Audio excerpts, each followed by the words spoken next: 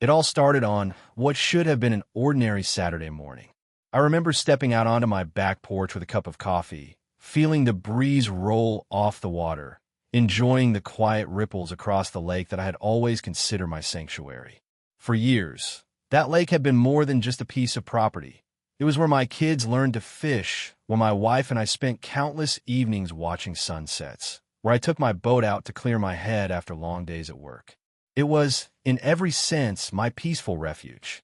That's why, when I first noticed the distant hum of heavy machinery echoing across the water, I thought it must be some county maintenance work on a main road miles away. It never crossed my mind that anyone would have the audacity to disturb the lake itself. A few days later, curiosity got the better of me. I decided to take my boat around the bend to see exactly where the noise was coming from. As I turned the corner, my jaw nearly hit the deck. Massive earth movers and bulldozers were clearing trees right along the shore. Cement trucks were lined up like a convoy, and dozens of workers wearing hard hats were driving stakes into the ground, laying out foundations. Still trying to process what I was seeing, I tied up at an old dock and approached one of the foremen. When I asked what was going on, he barely looked up from his clipboard and said they were building a premier lakeside resort, complete with a marina, luxury cabins, and a golf cart path. I actually laughed at first, assuming there must be some mistake. Surely he had the wrong property, my property.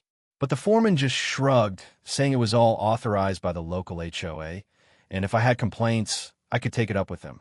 That was the first time I heard that the local homeowners association, which managed a small cluster of homes miles from my property line, had somehow decided my lake was fair game for their grand development plans. I couldn't wrap my head around it. I drove straight to the HOA office, really just a fancy name for a small rented suite where a few overly entitled board members like to play big boss. When I walked in and explained who I was and that I owned the lake and much of the surrounding land, the smug-looking president of the board just leaned back in her chair and smiled. She said they had recently voted to expand their community recreational assets and believed the lake was part of their extended charter area. They were so casual about it, as though it was the most normal thing in the world to pave over someone else's land. They even handed me a packet with glossy renderings of what they called Lakeview Retreat, complete with proposed HOA-sponsored events, boat rentals, lakeside weddings, and a long list of fees they intended to charge guests and homeowners alike. It only got worse from there. Within a week, I started receiving letters from the HOA citing me for various so-called violations. Apparently, my own dock was not in compliance with community aesthetics. My boat was parked improperly. Even the fence I'd had for years was suddenly unauthorized. They hit me with daily fines, each one more outrageous than the last. It was almost comical if it hadn't been happening to me.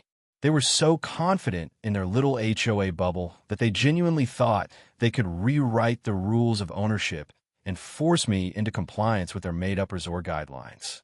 Meanwhile, trucks kept rolling in, concrete was poured, and cabins began to rise along the shore. Weekend traffic picked up, with potential investors and future guests touring the site. I watched strangers standing on my shoreline, pointing out where they'd put hammocks or build fire pits, as if it all belonged to them already.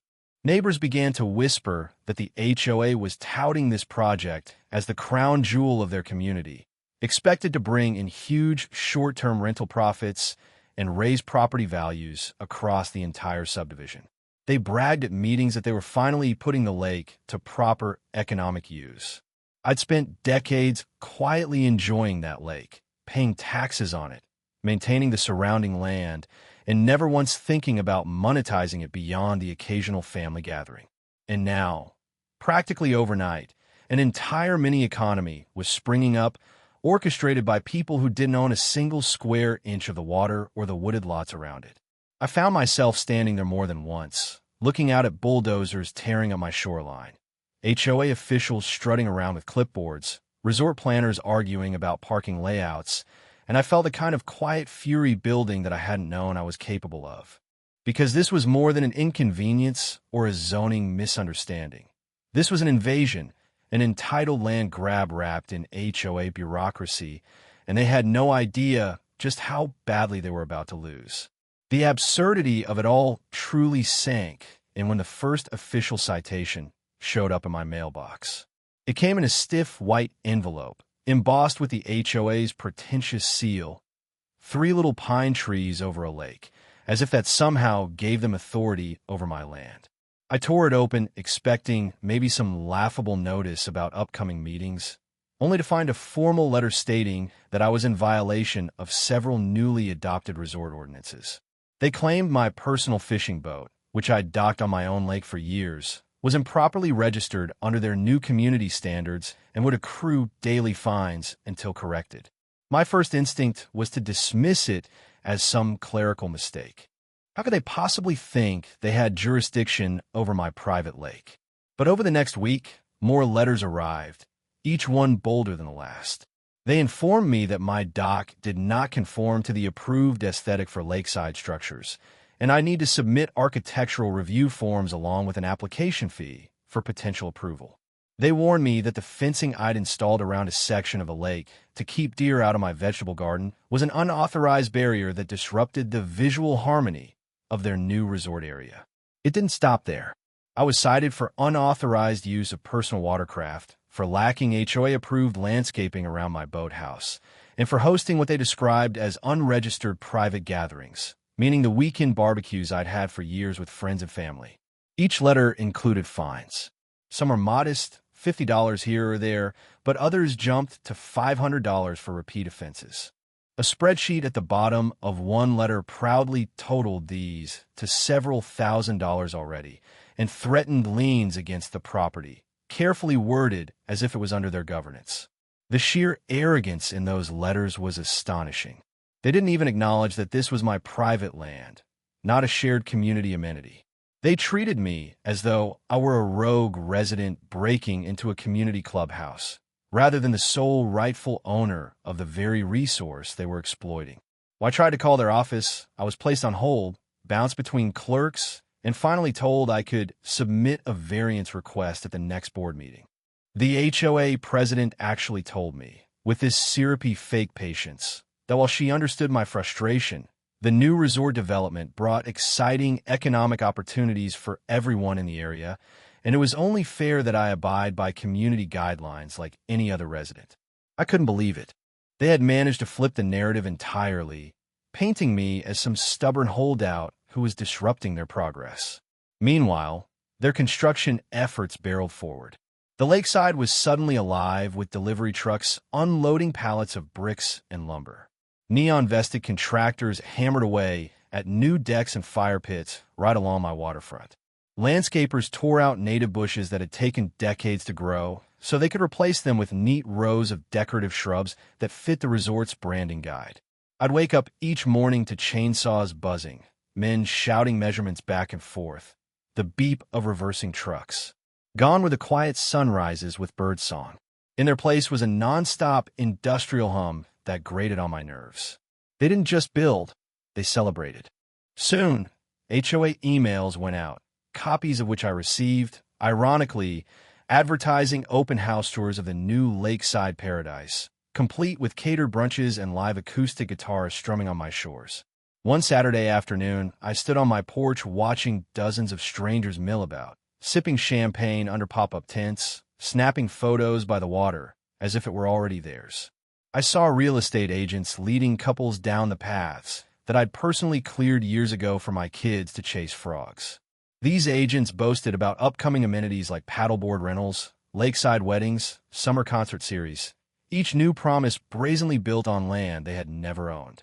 The crowning insult came when an HOA rep knocked on my door with a bright, almost triumphant smile, informing me that due to the influx of resort guests, there would be new parking restrictions in the area, including limits on where I could park my own truck on the gravel path leading to my house. They handed me a temporary parking pass with my address scrawled on it, saying this was a courtesy for residents until official decals arrived. I stare at that flimsy slip of paper, stunned by how these people had conjured an entire alternate reality where they ruled over everything, issuing parking passes and permission slips on my soil. Word spread fast around the nearby neighborhoods that the HOA was modernizing the lake, promising locals it would become the jewel of their community, driving up home values, and creating a boutique tourist economy. They put up promotional signs at the main intersection into town, complete with glossy renderings of smiling families kayaking under strings of fairy lights, all laid over images of my lake.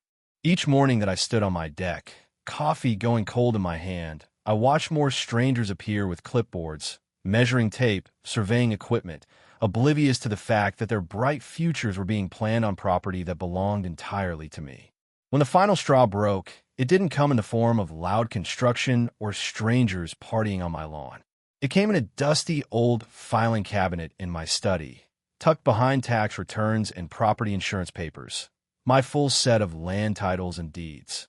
I'd spent years collecting, maintaining, and quietly filing away every scrap of legal paperwork tied to this property.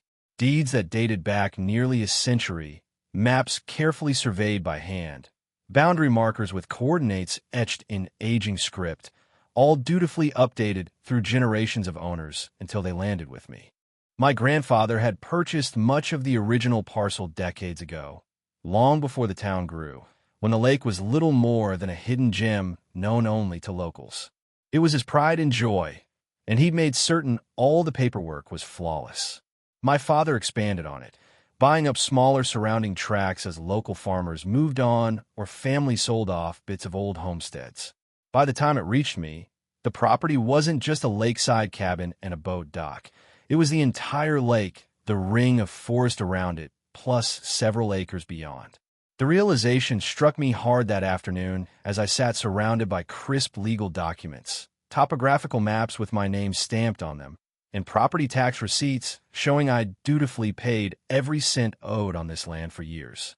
The arrogance of the HOA's campaign against me became even more staggering when contrasted with the ironclad truth of ownership that lay in front of me.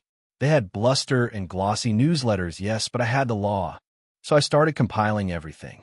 I dug through boxes for surveys, found notarized statements from my father, even tracked down old correspondence with the county over easements and road maintenance. Every document I unearthed painted the same picture. The lake and surrounding property were wholly, unequivocally mine, not part of a subdivision, not under any HOA covenant. It wasn't even adjacent to their official managed area. In fact, when I checked their incorporation documents online, their governing plat didn't extend anywhere close to my lake. They had fabricated an entire fantasy jurisdiction simply because they saw dollar signs floating on my water. Armed with this mountain of evidence, I decided it was time to stop sitting on the sidelines. I hired the best property attorney in the state, a woman who specialized in boundary disputes and had a reputation for dismantling overreaching HOAs with surgical precision. When I laid the paperwork across her conference table, she didn't just smile, she laughed. Said it was one of the cleanest cases she'd ever seen. Within days, her office began firing off cease and desist letters to the HOA board, to the contractors, even to the event planners who were booking weddings on my shore. At first, the HOA responded with typical smug dismissals. Their lawyer wrote back, claiming that historical community use of the lake gave them certain rights of enjoyment. My attorney shredded that argument by providing county records showing there had never been any formal shared access. Next, they tried arguing that new municipal tourism grants gave them a developmental interest, which she countered with statutes, making clear that private property rights override speculative development dreams. While the legal back and forth escalated, I took quiet satisfaction in watching the confusion ripple through their ranks. Construction crews began hesitating, asking to see contracts that didn't exist. Resort investors got skittish when they realized there was a serious ownership contest brewing. Meanwhile, my attorney pushed for an emergency injunction, demanding all work stop immediately until the courts reviewed the matter. The judge agreed almost at once, given the overwhelming clarity of the deeds. It was almost surreal how quickly the tide turned. In less than 2 weeks, the bustling construction site turned into a ghost town.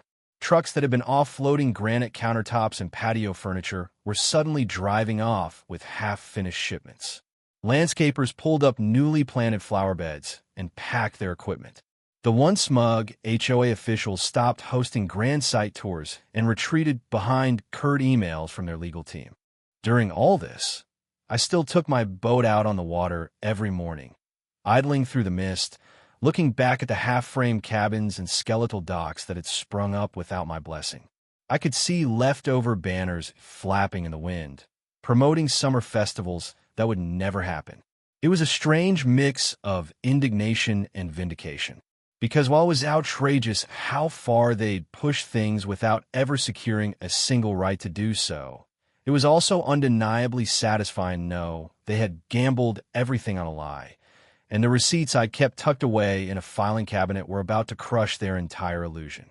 With the legal groundwork firmly in place and the injunction freezing all resort activity, I found myself in an unexpected position of power. What began as an outrageous trespass on my rights had now flipped completely, with the HOA scrambling to salvage a fantasy investment that never legally existed. My attorney advised me to stay calm and let the paperwork do the heavy lifting, but the truth was my phone was ringing constantly, not just with calls from lawyers or local officials trying to understand the jurisdiction mess, but with real estate developers from far beyond our county lines. Word had spread remarkably fast through the commercial property networks that a massive lakeside parcel, complete with halted resort infrastructure, was caught in a high-stakes ownership showdown. The idea of a pristine private lake, already halfway prepped for luxury development, was like blood in the water for major investors. At first, I ignored most of these inquiries. I wasn't looking to sell. This lake had been in my family for 3 generations, and the thought of handing it over to some faceless conglomerate rubbed me the wrong way.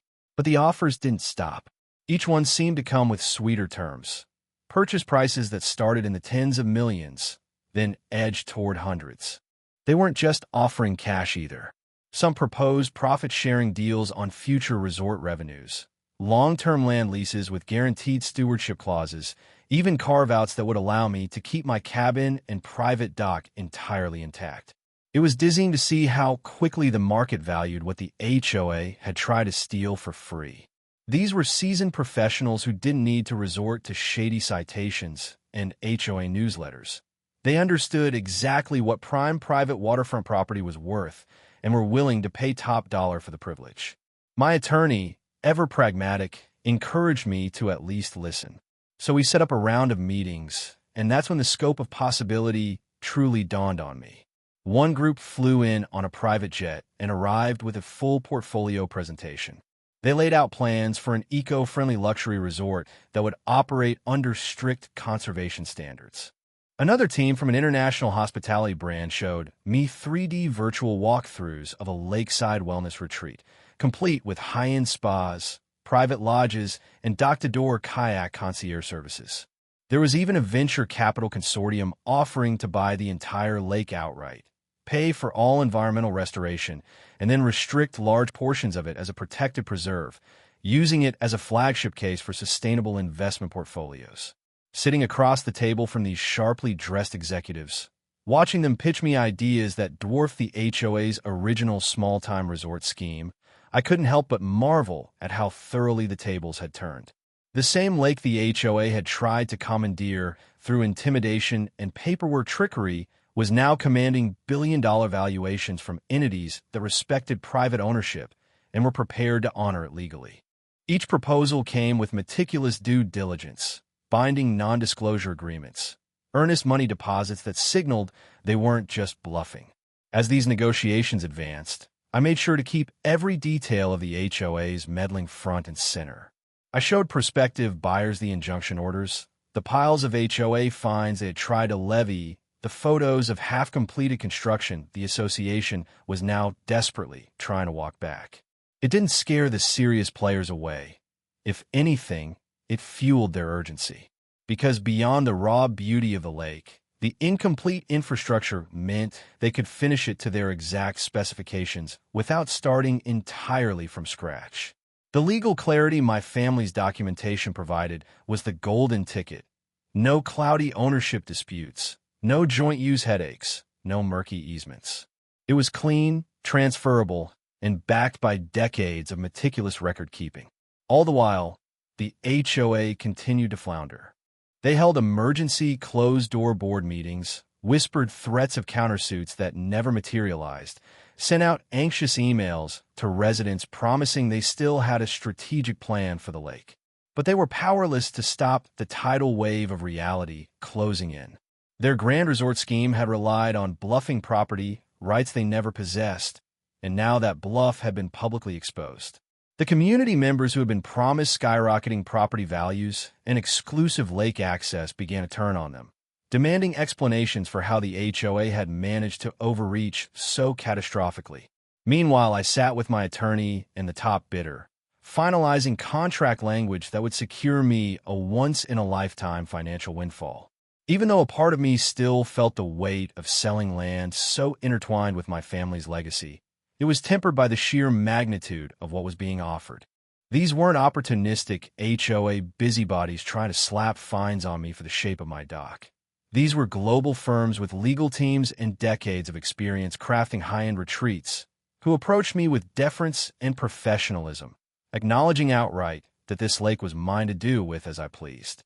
When the deal finally began to solidify, it happened with a kind of surreal efficiency that made all the months of HOA drama seem even more absurd in hindsight.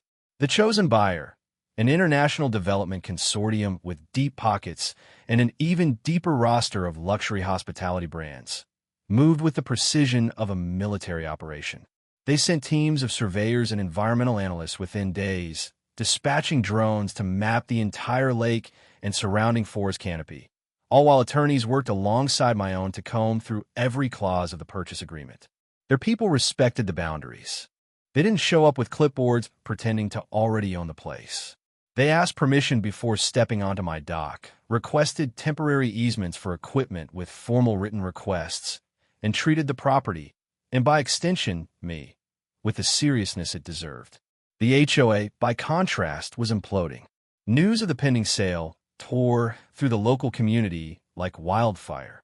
Homeowners who had been sold on the dream of a neighborhood-managed resort were now grappling with the truth that the lake they'd hoped to picnic beside was never theirs to begin with. Furious residents crowded HOA meetings demanding answers, some even threatening to file suits against the board for misleading them. Rumors swirled about special assessments the HOA might try to impose to cover their mounting legal bills, adding fuel to an already blazing fire of local outrage. Watching them squirm from my porch, I couldn't muster much sympathy. They played a reckless game with other people's property and dragged the entire community into a fantasy built on false authority. Now they were paying for it in public humiliation and fractured trust. Meanwhile, my days were a blur of negotiations. We weren't just talking about a simple land transaction.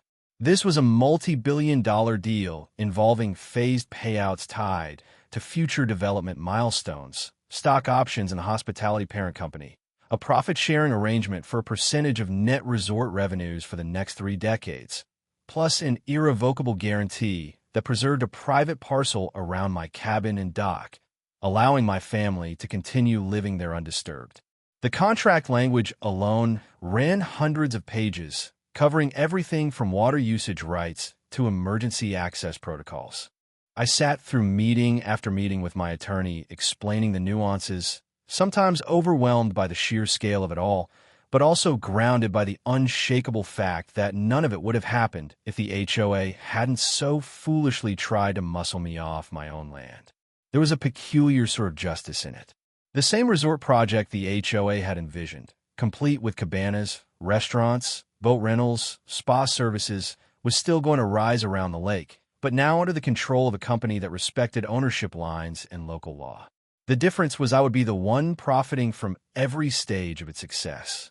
Each architectural blueprint the developers brought to me felt like an ironic flourish on top of the entire ordeal, their sleek proposals a polished, legitimate evolution of the amateurish sketches the HOA had once shoved into my hands as they tried to lecture me on community vision. Closing day was almost anticlimactic. We sat in a sleek law office downtown, a sprawling table covered with contracts, fountain pens lined up in neat rows, coffee service quietly replenished by assistants who barely spoke above a whisper. My signature went down dozens of times, initialing here, signing full name there, flipping pages under the calm guidance of my attorney, until finally it was done.